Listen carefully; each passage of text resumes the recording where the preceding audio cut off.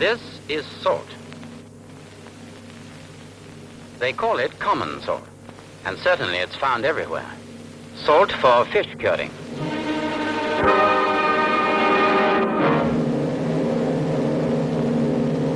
Salt to soften water in laundries.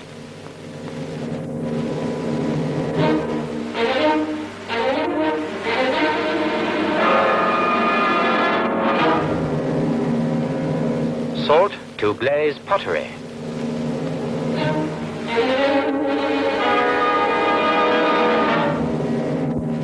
Salt for bacon.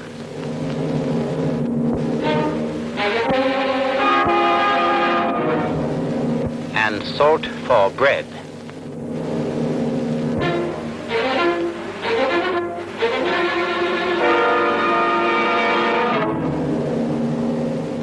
You will find salt in aluminium works.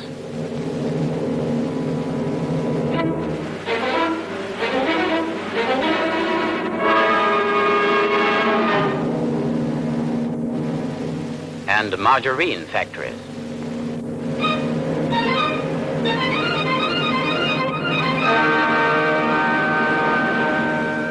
It's used for cattle licks and on frozen roads. The chemical industry uses over 40,000 tons of salt every year. From it we get chemicals to purify our water, put out fires, extract grease from motor car parts, and make the plastic for raincoats. Biscuits, soap, leather, and dyestuffs all need salt in their making. Even with the explosive which brings down the coal face, we use salt.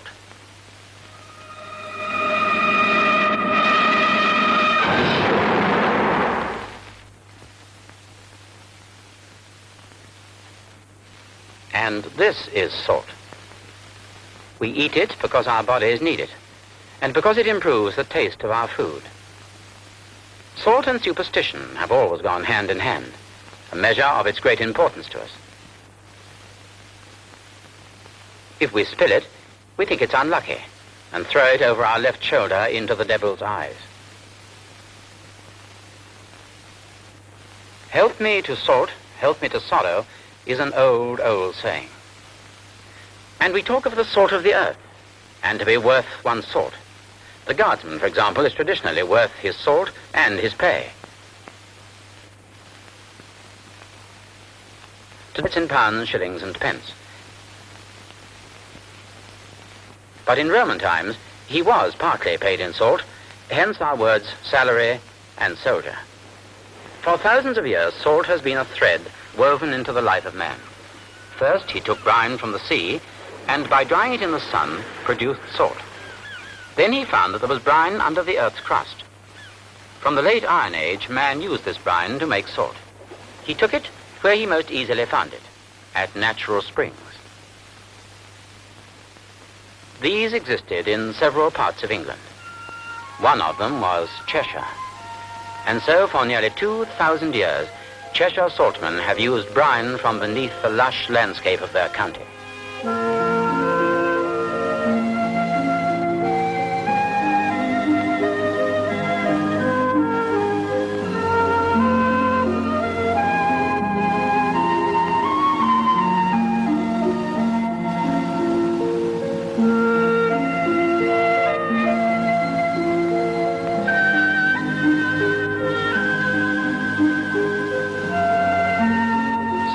Cheshire towns grew to flourishing centres of a great industry. Such a town was Winsford. In George I's reign, the River Weaver was made navigable. 100 years later, many small independent salt works had grown up along its banks. Today, some of these works form part of ICI's salt division.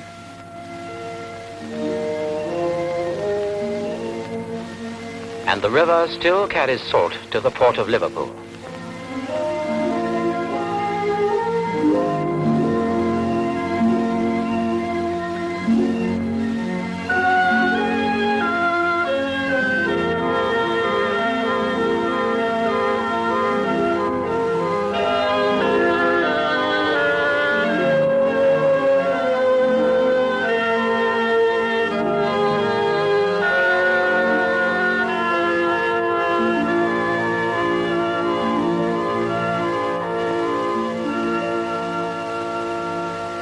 The saltman no longer waits for the weak brine to appear on the surface. The steam age gave him powerful pumps to raise strong brine from underground. The brine is formed where rainwater has seeped through to the rock salt deposits.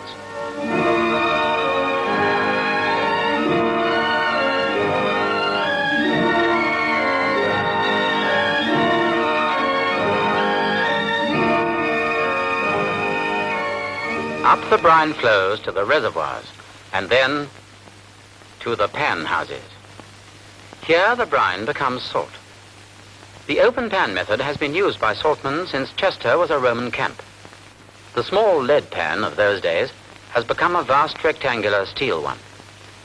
Instead of fires made from branches of trees and straw, beneath the pans of today are great coal-fired furnaces.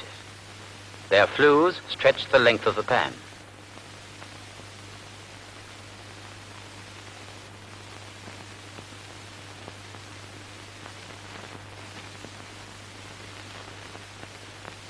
The temperature of the brine must be carefully watched, as the speed of evaporation controls the character and grade of the salt obtained. By this open pan method, various types of crystals can be made. Some of these are still in demand for special purposes in industry. That is why the open pan method survives to this day. Crystals first begin to gather in clusters on the surface of the brine. They then sink to the bottom of the pan. In some cases, they're allowed to lie there for a period of days, while evaporation continues slowly. At the appropriate time, the harvest is gathered. This system provides the coarser types of salt. In other cases, the brine is evaporated more rapidly, and the salt drawn from the pan while the crystals are still quite small.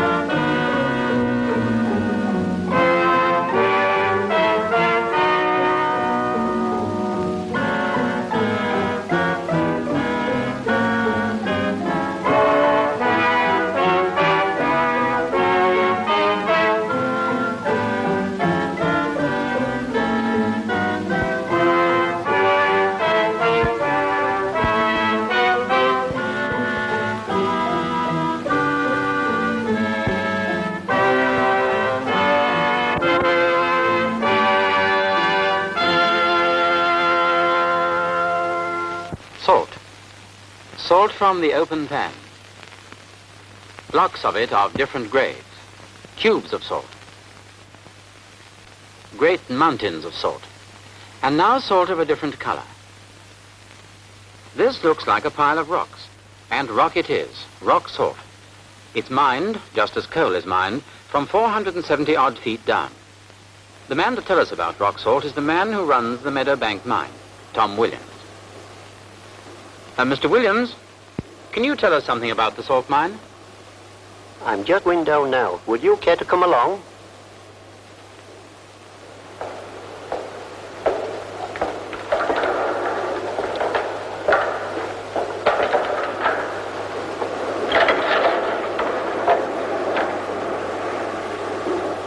We're not as deep as the coal mines, but it's quite a way down, all the same. 475 feet. Down through the darkness of the shaft, and we're in the mine. People are surprised at the first sight of the mine. They expect something like the coal mine, a low roof and pit props, perhaps having to crawl to the face. But in fact, it's a very different proposition. The first thing that strikes you is the height, which is over 20 feet throughout the mine. The atmosphere in the mine is very clear, and the temperature hardly varies the whole year. no matter whether it's snowing or whether there's a heat wave on top. Down below, we're very comfortable. It's very dry down here, too. In fact, during the war, we stored a lot of valuable materials and records for various government departments. Yes, in many ways, we are luckier than the coal miner. Our mine's very safe.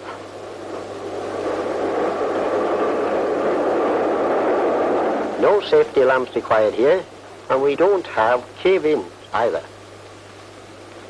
The rock is blasted out in drips 35 yards apart, leaving great pillars of rock to support the roof.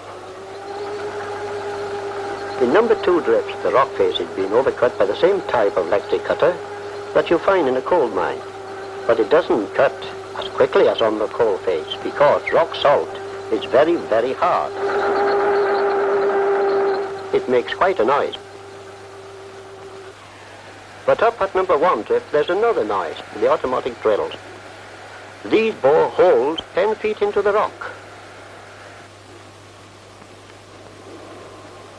Then the shot holes are charged with explosive and stemmed with clay.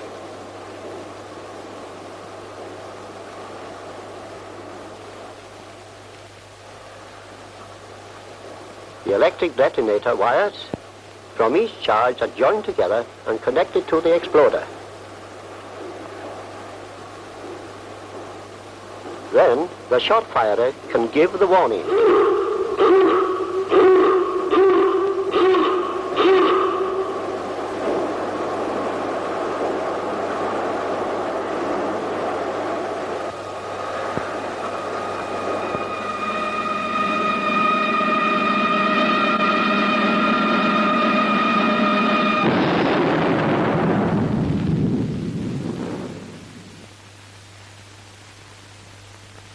When the fumes are cleared, the shot firer goes in to test the face for loose rock.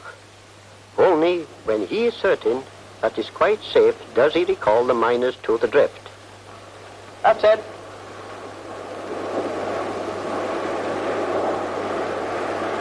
And now comes the hard work. Rock salt, which has been blasted down from the face in large boulders, must be broken up into smaller lumps.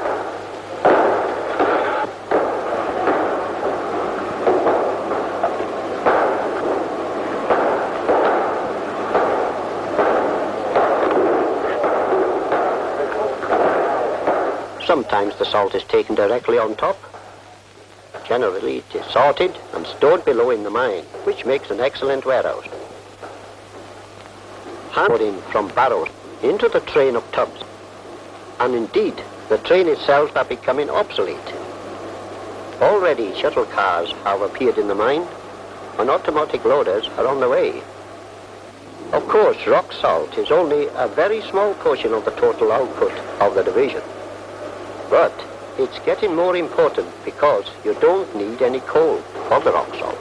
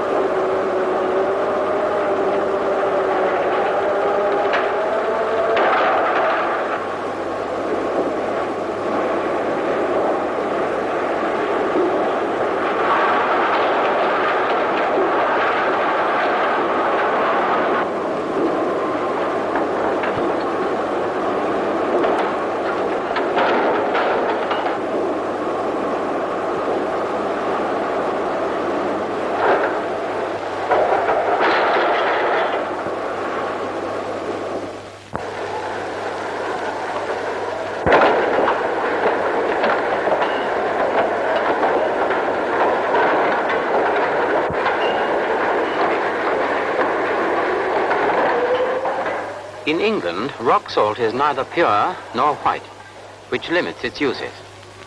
Ground finely, it's useful for snow clearance and is a very good fertilizer for crops like sugar beet. In lumps, it is used as a salt lick for cattle. But it is not the mine, nor the open pan that produces the finest, whitest salt. The third, and most important method of producing salt in the ICI salt division, is called multiple effect evaporation. And the salt it makes is called vacuum salt. It needs a big house, because it's a big plant. The man who knows all the answers here is Fred Stubbs, who's been doing the job for 35 years. Mr. Stubbs, can you come down and tell us how you make vacuum salt? All right.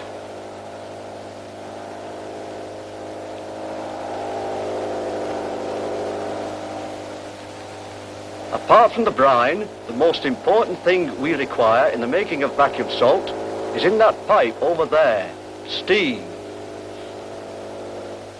That needs coal, which is automatically fed into furnaces.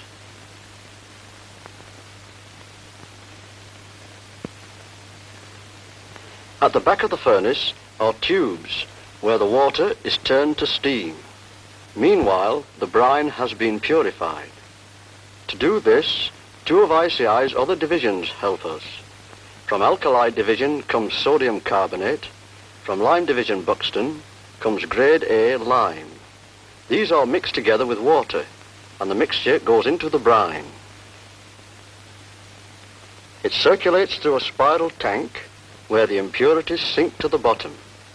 The brine comes out pure, ready to go to the evaporators.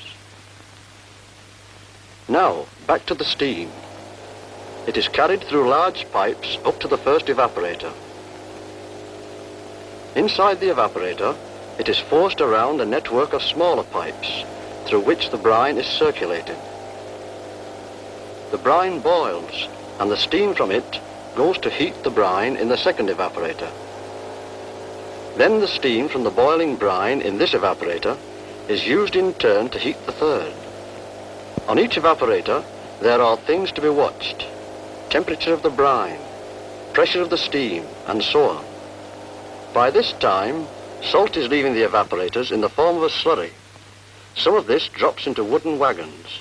Here, most of the liquid drains away, and the salt is dropped onto the warehouse floor.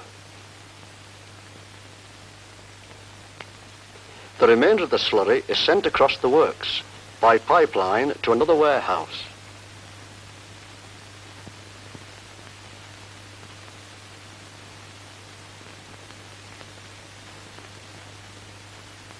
It is filtered on a rotary filter and carried away by conveyor belt. Some of it is added to store.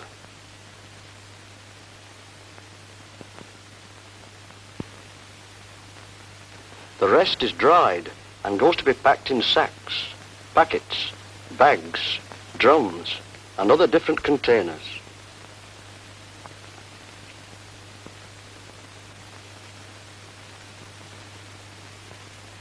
It goes out as vacuum salt, the finest you can get. Well, that's about as much as I can tell you. Thank you very much, Mr. Stubbs. And now, the end of the story.